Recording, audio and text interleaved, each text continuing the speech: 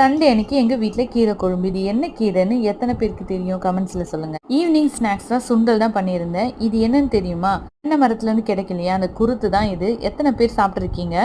என்னோட husband match பார்க்கறதுக்கு குஜராத் போயிருந்தாரு அப்படின்னு சொல்லிட்டு போன வீடியோல சொல்லியிருந்தேன். அங்க நடந்த விஷயத்த சொன்னாரு. எனக்கே ரொம்ப சந்தோஷமா இருந்தது. நான் வந்து தமிழரா இருக்கிறத நினைச்சு. இன்னைக்கு ஈவினிங் தான் வந்தாரு. மேட்ச் பார்த்துட்டு இருக்கும்போது என்ன ஆச்சுன்னா, ஒரு வயசானவங்க வந்து மயக்க போட்டு விழுந்துட்டாங்களாம். அந்த லேடி பக்கத்துல இந்தி பேசக்கூடிய நபர்கள் தான் நிறைய பேர் உட்கார்ந்துட்டு இருந்திருக்காங்க. ஆனா யாருமே வந்து அவங்களுக்கு ஹெல்ப் பண்ணவே இல்லை. எங்க ஹஸ்பண்ட் கூட போன அவங்களோட ஃப்ரெண்டு தான் வந்து அந்த லேடிக்கு போய் ஹெல்ப் பண்ணி கீழே இருந்து தண்ணி எல்லாம் எடுத்துட்டு வந்து கொடுத்துருக்காங்க. பாத்துக்கோங்க, தமிழ் படிச்சா பிச்சை தான் எடுப்பாங்க அப்படின்னு சொல்லிட்டு சொன்னாங்க இல்லையா? ஆனா இந்த தமிழ்காரங்க தான் ஒரு இந்திக்காரங்களுக்கு வந்து ஹெல்ப் பண்ணியிருக்காங்க.